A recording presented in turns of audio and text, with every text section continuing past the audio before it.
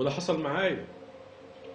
رحت عشان اطلع رخصه في الاداره الهندسيه. طبعا اللي انا بتكلم عليه دوت في مركز امناء تابعين لمحافظه الدقهليه. طبعا رحت للمهندس في الاداره الهندسيه، كان كلامه واضح، مش هيقدم على رخصه، انا مش هقدم، هو هيعمل لي كل حاجه. ارضي بصندره بثلاث ادوار علوي هتدفع 4000 ونص. ارضي بدورين هتدفع 3 ونص، زائد تامين كاميرات 2000 ونص. يقول لي تستردهم، ما اعرفش ايه الكلام ده. طب دفعت له طبعا الرخصه، وبيديني جواب اشتغل، وعلى بال ما الرخصه تطلع. طب وانا بشتغل بيبعت له موظف من عنده يجي يقول لي استنى عندك، ده انت، وده حصل بالفعل يعني، ده استنى عندك، ده انت مخالف للرخصه، رخصه ده انا معايا شغال بجواب. فاتصل بالمهندس يقول لي اديله 200 جنيه. اديله 200 جنيه، السلام عليكم يا باشا، ويمشي. هو ده اللي بيحصل، هو ده اللي بيحصل، مش ما بيحصلش، هو ده اللي بيحصل. الحكومه دخل لها ايه؟ الحكومه ما دخلهاش حاجه، اللي دخله الموظف.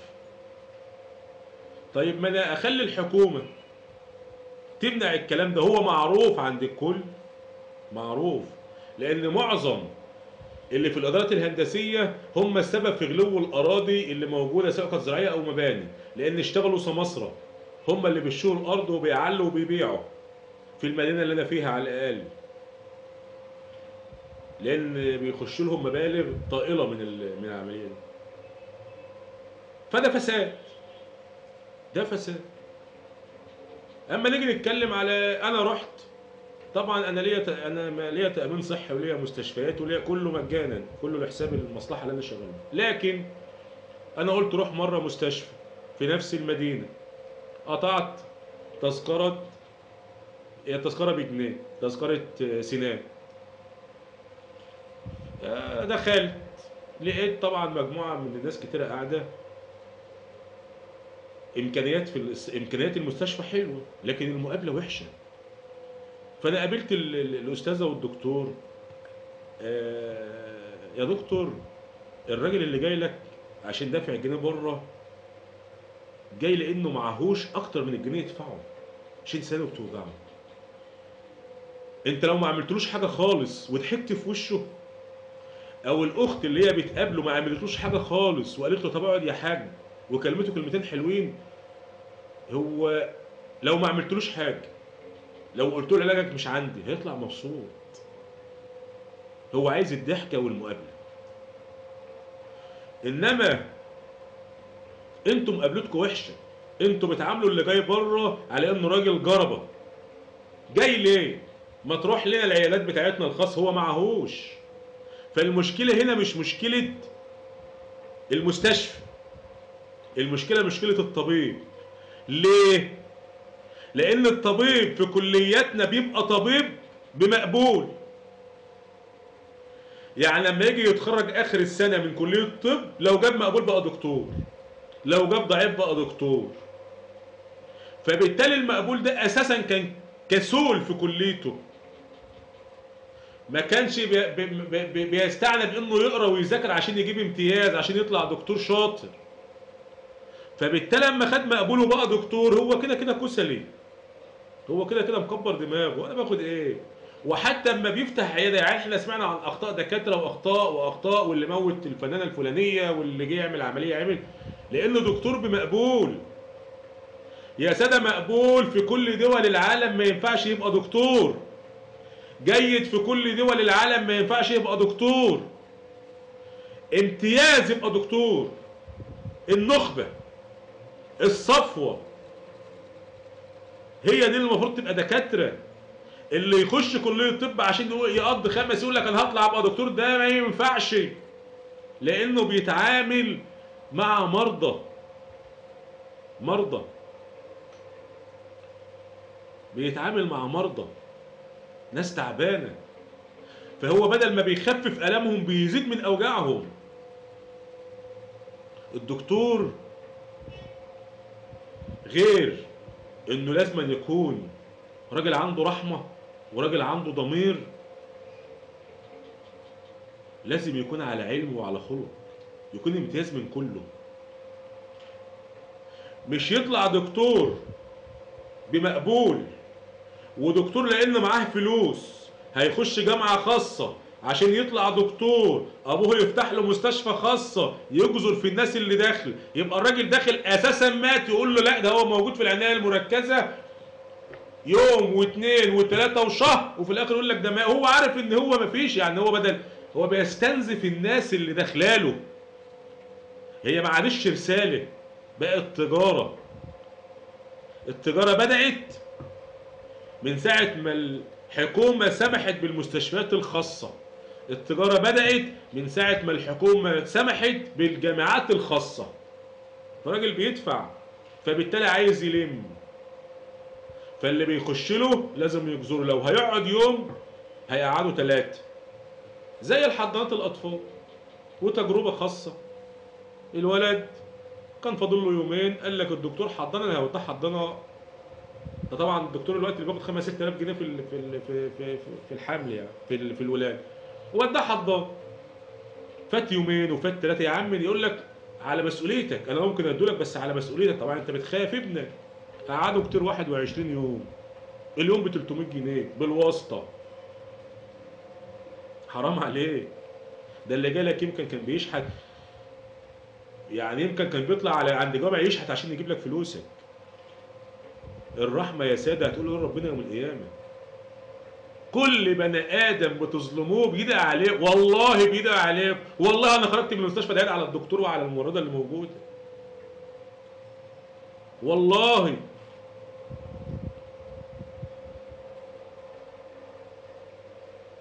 لازما يكون في حساب. لازم يبقى اللي داخل كليه الطب مش عشان جايب 90% ولا 98%، عارف انه اذا جاب مقبول مش هيبقى دكتور، اذا جاب جيد مش هيبقى دكتور. اقل شيء جيد جدا مع مرتبه الشرف او امتياز، اقل شيء جيد جدا مع مرتبه الشرف، عشان يطلع يشتغل ويبقى دكتور. عشان نفوق، وعشان الناس تحس ان مصر اتغيرت.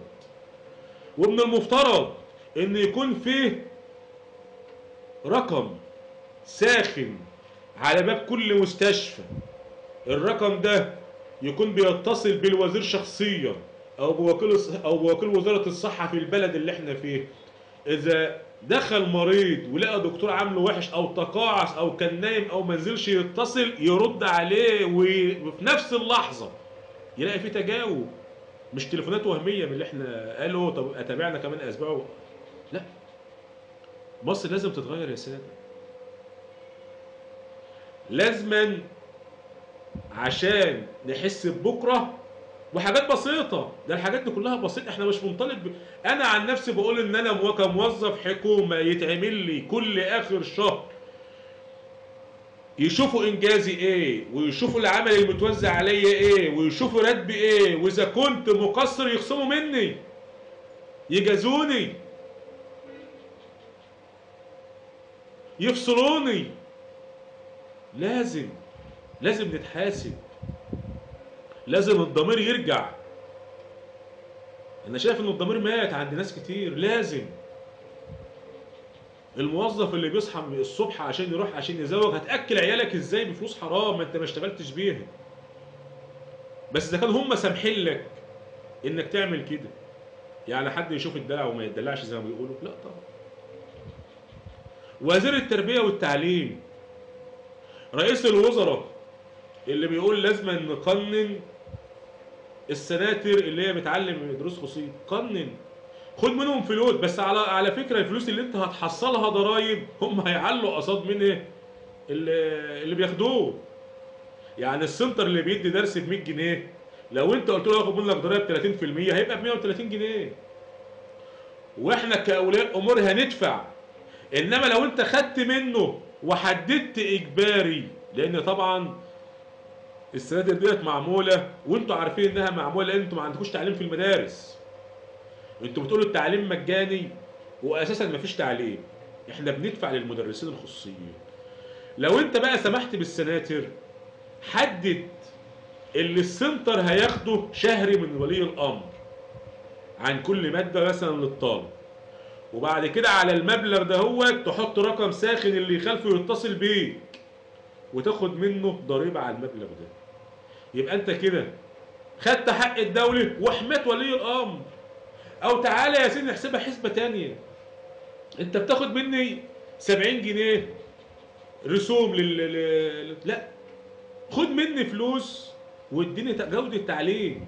يعني انا بدفع كتير قوي في الشهر للمدرسين، انا بدفع لي بتاع مثلا 700 جنيه للمدرس في الشهر، احسبها في السنه تلاقيني بدفع حوالي 8000 جنيه. واما يبقى ابني في ثانويه عامه انا عندي في ثانويه عامه كنت بدفع 3000 جنيه في الشهر. خد مني انت في المدرسه خد مني انت في المدرسه 1000 جنيه مش 70 متقسطه على 3 اقساط، واديني تعليم وامنع السناتر.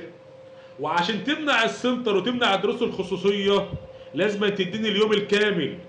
يعني يطلع الطالب من المدرسه ما عندوش وقت غير انه يذاكر اللي خده في المدرسه ويكتب واجبه، بالتالي مش هيروح دروس. يعني الطالب هيطلع ما قداموش حل، ما يقدرش يروح اي مكان تاني ولا حتى يلعب ولا يقعد قدام التلفزيون، هو قدام منه ساعتين هيذاكر ويكتب الواجب وتاني يوم يروح المدرسة. اليوم الكامل ده هيبقى فيه الحصص الأساسية وحصص تقوية بعد منه. يعني نعمل حصة في 8 حصص أو 7 حصص أو 6 حصص عادي، اليوم بيخلص 2 من 2 ل 5 تقوية داخل المدرسة لكل الطلبة. وخد مني يا سيدي 1000 في السنة، خد 1200 في السنة متقسط على 3 اقساط. مش هنقول لا، والله ما هنقول لا، بس نلاقي تعليم ونلاقي عيالنا راجعين شاطرين ونلاقي مدرسين بيدرسوا. والمدرس اللي يقول هدي دروس او هستقيل يتحبس، ده مسألة امن قومي، يتفصل يترمى في الشارع. التعليم امن قومي والصحة امن قومي، لازم نتخذ اجراءات حاسمة. لازم يبقى فيه شغل في البلد، ويبقى عارف ان الموظف اللي هيعمل اضراب عشان يقول لك انا هطالب بكذا في الشارع وغيره يجي باقل منه. هتعمل اضراب ليه؟ الناس اللي جال في قوانين العمل بتوع الاضراب يقول لك هتعمل اضراب ليه؟ انت راجل بتاخد لك 7 8000 جنيه في الشهر، هتعمل اضراب ليه؟ انت راجل بتاخد 1400%، هتعمل اضراب ليه؟ في غيرك قاعد على القهوه نفسه ياخد نص راتبك ومش لاقي، واحسن منه ومنك ومش لاقي. راعوا ضميركم. الحكومه لازم تتخذ اجراءات حاسمه في مواضيع الاضرابات بالنسبه للموظفين. اللي يطلع يقول لك انت بتتكلم على ده قانون الدوله عملته اللي انت شغال عندها، عاجبك عنه عاجبك مش عاجبك سيبه وامشي، وهيجي غيرك والله واقل منك وهيشتغل عنك، لان اللي هيخش هيتعامل ميري. انما احنا دلوقتي ما بنتعاملش ميري، خلاص الميري فات، احنا اتوظفنا وترستقنا في اماكننا فمش هيقدروا يشوفوا ما نتعاملش ميري، احنا بنتدلع وغيرنا مش لاقيين ياكلوا. اما مرتباتنا بتزيد الاسعار بتزيد. طب هي بتزيد واحنا موظفين حكومه، انما الناس اللي قاعده في الشارع مش لاقيه شغل بتزيد عليها ومش لاقيه تاكل. انت احمد ربنا ان في وظيفه زادت والاسعار زادت، غيرك زادت وقاعد في الشارع مش عارف هيعمل ايه، وشغال كنجار مسلح او كحداد مسلح من 8 الصبح في عز الحر ل 6 عشان يروح ب 100 جنيه ولا ب 70 جنيه. انت بتاخدهم وانت قاعد في التكييف. هو بيشتغل 30 انت بتشتغل 20 يوم، هو بيشتغل 30 يوم. انت بتاخد اجازه نص السنه في السنه، هو اللي ما اشتغلش يوم بيجوع. راعي ضميرك واشتغل. لابد من الحسم، وانا بقول يتطبق على الكل، وانا موظف حكومه والله الفساد عندنا ممكن يتنسف، لان معروف ان الفساد مع كل الموظفين اللي بيتعاملوا مع الجمهور. مرور، وبرضه اتعاملت مع 3 ادارات للمرور. احلى مرور اتعاملت فيه كان مرور العجوزه اللي تحت الكوبري في المهندسين. شباك واحد شيك دخلت على الاستاذ قدمت له الملف، انتظرت نص ساعه، طبعا مش هقول ما دفعتش، دفعت 10 جنيه بس، والموظف خدها على استحياء وشغله خلص. في المنصوره راجل قدام اداره المرور وانا برخص، كل اللي عمله خد مني 50 جنيه عشان هو اللي يمشي على المكاتب ويلف ويخلصني شغلي. طلعت فوق قلت للموظف اللي قاعد زميلك في محكمه كذا 5 دقايق خلص لي وخلص للكل مش انا بس. انا قعدت متابع لقيته بيخلص الناس كلها، ما بياخدش فلوس وما خدش فلوس. وبعد 10 دقايق الناس بيسلموا. تعالى بقى المدينه اللي انا فيها، ما هو الوقت بقى لها مرور مختص، والله العظيم العربيه اللي بتترخص ب 300 جنيه بتطلع دافع 1300 جنيه. والله العظيم اللي ماسك مدرسه التعليم مكان، لانه كلهم محليات، مكان لاقي ياكل النهارده عربيه اخر موديل وباني بيت و10 على 10. الفلوس دي المفروض تروح للدوله، الدوله اللي تغتنم مش المرتشي اللي يغتنم.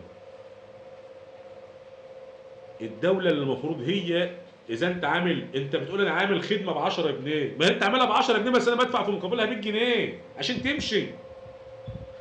انت اعمل 50 جنيه ما تعملش 10، يبقى اللي انا بدفعه رشوه بخلي الموظف يغتني. انت يا حكومه خدها واغتني عشان بعد كده تقدري تعملي لي انا شغلي، عشان بعد كده تحسني لي المرافق والتعليم والصحه. ما يبقاش واحد بقى مليونير من الرشوه والحكومه مش لاقيه تاكل وتقول لك انا عندي عجز موازنه. ما ينفعش. الفساد ممكن يتمحى بقرار وله اليات لتنفيذه، والله له اليات سهله في تنفيذه.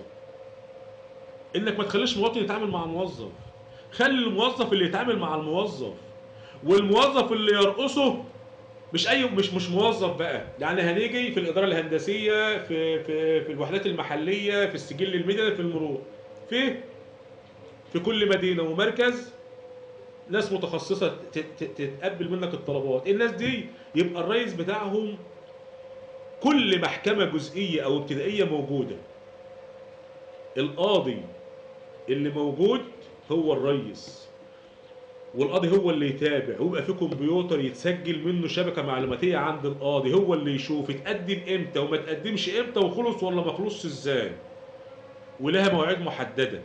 واما يبقى الموظف بيتعامل مع موظف مش هيبقى في رشوه، واما يبقى عارف ان في رئيس نيابه او قاضي هيحاسبه او هيعاقبه استحاله يرتشي او يعمل غلط، ولازم هتمشي المساله هتمشي المعامله رسمي في وقتها.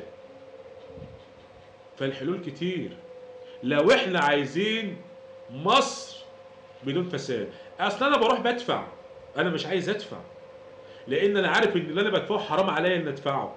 الرشوه والمرتشي في النار.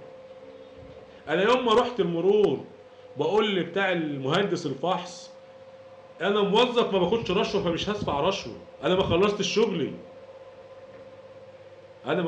شغلي، دفعت برضه رشوه عشان اخلص شغلي. ليه؟ لانه يقول لي استنى بقى روح هات له مطابقه من المكان الفلاني واما الملف بتاعك.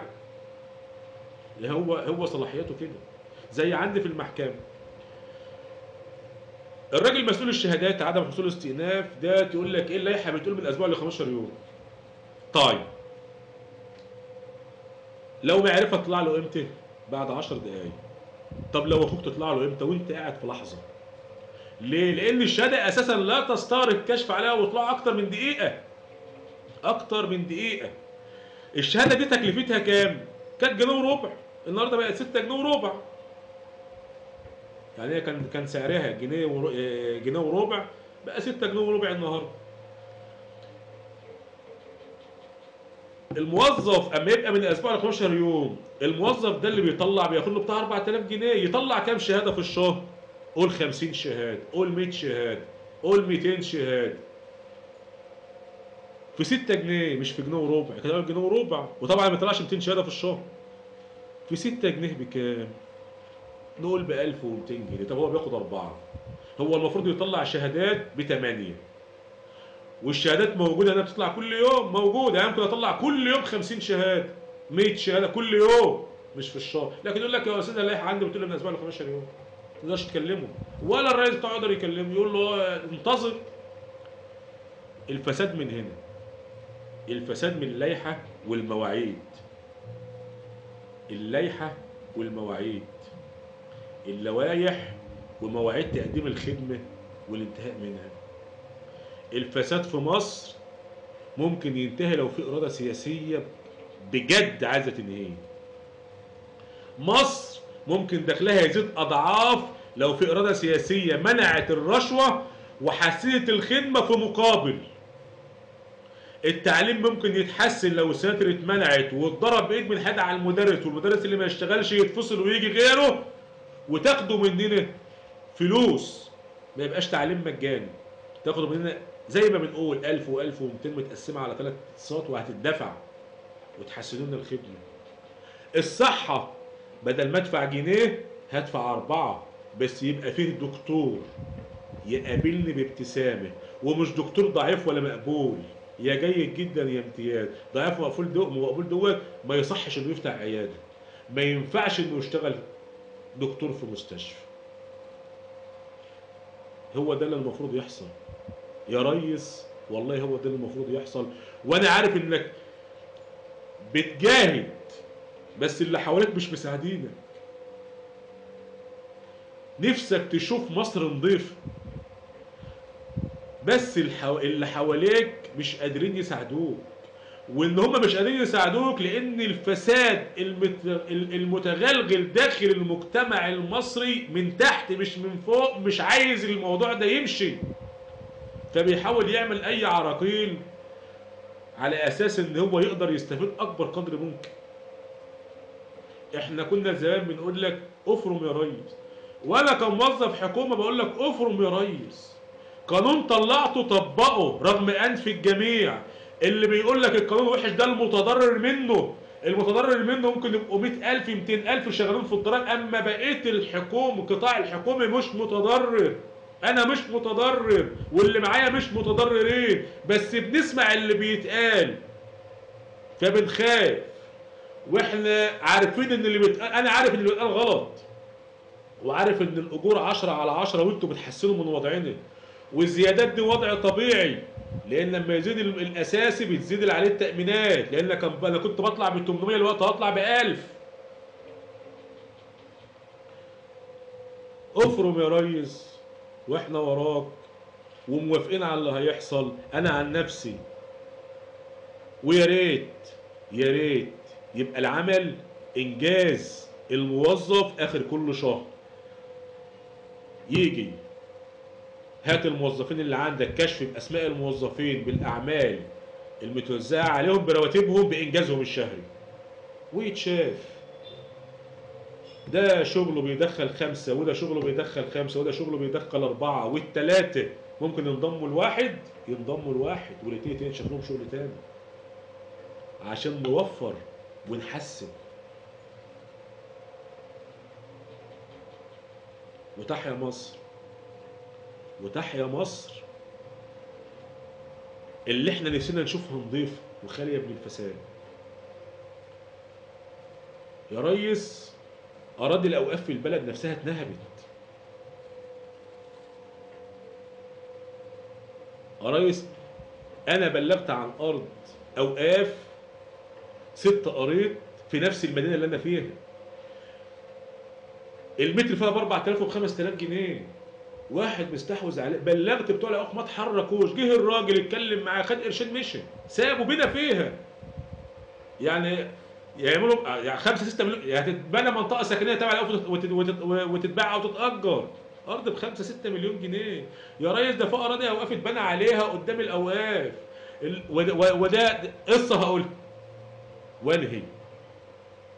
محل منطقه كلها اوقاف فيها محلين بس قالوا املاك، وديت يعني ايه غلط، يعني لان كلها بلوك واحد فكلها المفروض تبقى اوقاف. ففي محل من ضمن المحلين واحد اوقاف وواحد املاك. جيت مجلس المدينه طلع بالرشوه رخصه للمحلين اتبنوا. جه المهندس قال لك اخ ده فيها محل اوقاف، طب نعمل ايه؟ مهندس ثاني قال له ابعت للاوقاف جواب قول لهم هل المحل ده تبعكم ولا لا؟